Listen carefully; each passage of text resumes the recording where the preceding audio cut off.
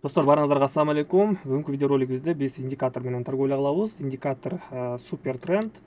Бүгүн бизде суббота, выходной день, и ошондуктан биз вне биржевой котировкалардан индикатор менен торговля кылабыз да. Итак, бизде азыркы индикаторубуз продажа көрсөтүп жатат. Мынакей продать кылууга деп атат, и 1 минуткө биз 5000 сомго на понижение качабыз. 5000 сомго на понижение качтым. Бул жакта бизде дагы бир жолу көрсөтүп кетейин, индикатор супер тренд. Бул жакта супер тренд болуп чыгат. Бул жакта бизде азыр снижение болуп атат да, мынакей сниженияга кетиш керек бул жакта. Бул жакта дагы астыда купить деген индикатор көрсөткөн, да, что бул жакта тренд на восходящий болуп кетип аткан деген. В целом бул жакта азыр бизде небольшой понижение болушу керек да. Небольшой понижениени күтөбүз. Давайте азыр муну бардыгын жабайын. Мынакей сделкабызга дагы 20 секунд калды.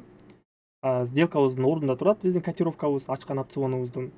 И сделкабыздын бизде бул жакта көрүп тургандай эле азыр сниженияга кетти да. Сниженияга кетти. Бул биринчи сделкабыз плюста, и экинчи сделкабызды кайрадан эле ушул валютный парадан на продолжение качабыз. На продолжение дагы бир жолу снижение качам.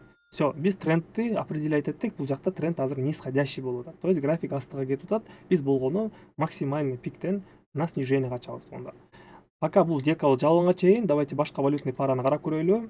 Валютная пара канадец швейцарец бизде бул жерде нисходящий тренд болуп атат да. 1 минуттук таймфреймди анализировать этебиз. Мынакей 1 минуттук таймфреймибизде бизде мынакей нисходящий тренд болуп атат. Сигнал чыккандан бери мынакей бизде нисходящий тренд болуп астыга кетип атат, но бул жакта бизде азыр уровень поддержка бар экен мына жерде. И ушул уровень поддержкада бизде азыр график токтоду да. И бул жерден давайте против тренда сделка ачайлы 1 минуткө на повышение. Все, бир сделка ачтык. Мен ойлойм азыр бул жакта азыр тренд алмашат деп ойлойм да. Купить болуп чыгыш керек сигнал. Так, экинчи сделкабыз дагы австралиец канадецтен успешно плюска жабылды. Все, эки сделка жаптык бул жакта плюска. И үчүнчү сделкабыз да кайра дагы бир жолу нисходящий трендке сделка ача беребиз да. Пока тренд алмашпайынча биз сделкабызды продажага ача беребиз. Итак, канадец швейцарец. Канадец швейцарецте мынакей бизде азыр кандай момент болуп атканын бул жакта дагы бир жолу түшүндүрүп кетейин. Бул жакта бизде мынакей даже фигура голова и плечи деп берсек болот да. Мынакей плечо, левая башы, далее бул жакта азыр правое плечо болушу керек да. Бул жакта бизде мынакей локальный уровень поддержки бар экен. Локальный уровень поддержкабызда бизде небольшой отскок болушу керек эле да. Но пока что бул отскок боло элек. Бизде кайрадан дагы деле нисходящий тренд болуп график астыга кетип атат да. Көрдүңүздөрбү, против тренда вообще торговля кылбай эле коюш керек да. Если график бир направленияда түшүп баратса, ошонун артынан эле сделкабызды биз снижение катышыбыз керекпиз да. Так, бул жакта давайте дагы бир жолу анда против тренда 12500гө на повышение качамын. Перекрытие. Так, сделкабыз валютная парадан плюска жабылды. Так, давайте сделкабызды байкап көрөлү. Австралиец канадец. Австралиец канадецтен сделкабыз плюска жабылды. Все, 3 сделкабыз тең бул жакта плюска жаап кеттик. Дагы бир жолу ачамын. Дагы бир жолу 1 минуткө сниженияга, достор. Бул жерде бизде нисходящий тренд уже башталды деген сигнал болуп атат да. Как бул жактагыдай да. Мынакей бул сделкабыз канадец швейцарец. Канадец швейцарецте бизде мынакей бизде бул жакта тренд нисходящий болуп башталган и снижение болуп кетип атат. Дагы деле снижение болуп кетип атат. Бул жакта биз азыр против тренда на повышение качып атабыз. Анткени уже көптөн бери график астыга эле кетип атат да. И мен байкашым боюнча азыр график мынакей астыңкы локальный уровень поддержкабызга келип токтоду да. И бул жерден мен бир аз болсо дагы разворотный движенияны күтчүмүн да. Но андай болбой атат. Көрдүңүздөрбү, против тренда лучше торговля кылбай эле коюш керек. И бул жактан азыр мен 12500дү дагы 2,5 эсе көбөйтөм. 2,5 эсе көбөйткөндө 31250 сом болот экен. Так, сделкабыз төртүнчү сделкабыз дагы австралиец канадецте успешно плюска жабылды туугандар. Давайте башка валютный параны карап көрөлү. Евро новозеландец. Евро новозеландецте тоже бул жакта бизде азыр признак разворотного движения восходящего тренда болуп атат. 5 минуттук таймфреймди дагы бир жолу байкап көрөлү. 5 минуттук таймфреймде бул жерде дальше нисходящий тренд болуп кетчүдөй да. Көрдүңүздөрбү, последний сигнал продать болуп атат и дагы деле продажада турат. 1 минуттук таймфреймибизде бизде небольшой накопление болду. Мынакей бул жакта накопление болуп атат. После обвала мынакей эң максимальный просадка, максимальный минимум деп берсек болот. Бул жакта көтөрүлдү, купить сигнал чыкты бул жакта. И ушул жерден бизде азыр коробка болуп атат, накопление болуп атат да. Бул жерден биз сделкабызды 1 минуткө на снижение качабыз.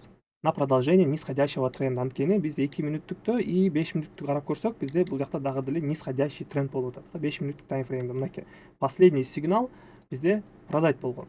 И ушодон бери биздин графигибиз азыр нисходящий тренд болуп кетип атат. Ну, в целом бул жакта нисходящий тренд болуп атат да. Мынакей биздин минимумубуздарыбыз все больше и больше астыга түшүп баратат да. Мынакей биздин экинчи минимумубуз.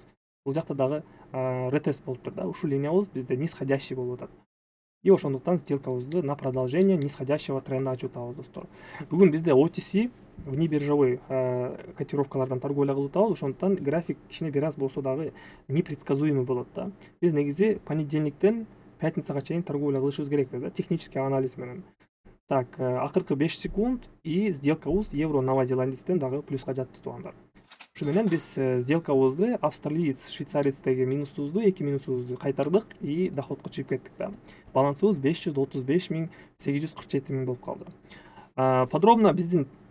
Подробно ушундай анализдеримди жана торговляларымды мен өзүмдүн закрытый телеграм каналыма жүктөп турам да. Күндө саат 9-да торговля болот. Мынакей бүгүнкү торговлябыз бизде канча плюс болду, ошону силерге көрсөтүп кетейин. Мынакей начинаем торговлю 21:00 башталды. 1 сделка, 2 сделка, 3 сделка, 4 сделка, 5 сделка плюс жабылды и торговля токтоду. Бул биринчи эле сессия болуп атат. Азыр бизде март күнү биз кечинде эле торговля кылып атабыз. Жана с нуля обучение дагы алсаңыздар болот. Эгерде новичок болсоңуздар, мен лично өзүм силерге үйрөтүп көрсөтөм да. Обучение жана биздин чогуу командабыз менен торговля кылгыңыздар келсе, анда телеграмга жазып коюңуздар. Обучение же сигнал деп жазып койсоңуздар, мен силерди ал жакта көрсөтүп, үйрөтүп жана биздин группабызга кошуп кое аламын да. Итак, кийинки сделкабыз евро турецкий акча. Бул жерде бизде көрүп тургандай эле купить уровенибизге келди. Но возможно азыр бизде бул жакта сигнал продажага айланып кетиши мүмкүн да, но бизде уровень поддержкабызда турат графигибиз. Так, биринчи сделкабызды бул жакта на разворот ачабыз. Бизде график пока что дагы деле купитте болуп турат. Акыркы сигнал купить болгон мынакей.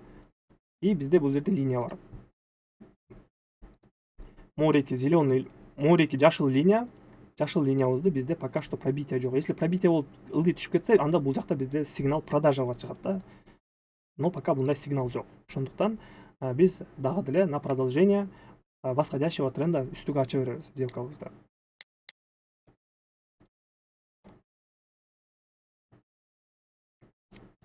Достор, каналга лайктан басабыз, подписациядан да басабыз. Евро турецкий лира сделкабыз плюска жабылды и по итогу биз силер менен канча сделка плюска жаптык да. Мынакей бардык историям, торговый историям, бүгүнкү торговлянын и арасында 1, 2, 3, 4 эле минус бар, калгандары бардыгы плюс болуп жабылды да. Группабызда дагы бүгүн жакшы торговля болду. 5 сделка плюс и 2 минус болду. Ошо менен торговлябызды токтоттук.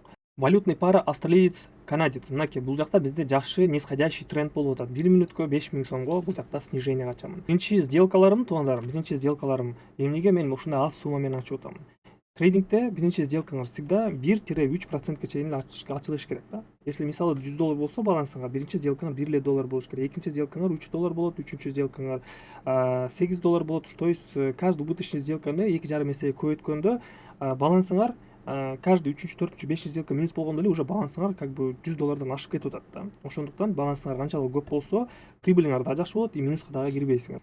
Сделкабыз австралиец, канадецте минуска жатты и бул жакта биз сумма сделкабызды 2,5 эсеге көбөйтөмүн и далее на продолжение нисходящего тренда ачамын 1 мүнөткө достор. Анткени дагы деле бизде графигибиз нисходящий тренд и последний сигнал бизде продать болгон да. Мынакей график далее на понижение кетиш керек по нисходящему тренду. Акыркы секундтар и сделкабыз успешно плюска жабылды достор. Прибыль 11500 сом болду. Плюс-минус 6500 кайрадан эле плюска кеттик достор. Итак, ушу менен биз торговлябызды жыйынтыктайбыз туугандар. Жана биздин открытый каналыбызга да катталып алыңыздар. Бул жакта мен бардык өзүмдүн статистикаларымды, торговляларымды жана жаңы видеороликтер чыкканда ушул жака жүктөп турамын. Ссылкалардын бардыгын видеонун астына калтырамын же болбосо комментариянын башында тапсаңыздар болот. Кийинки видеороликте көрүшөбүз. Баарыңыздарга ассаламу алейкум. Каналга катталабыз жана лайктан басабыз.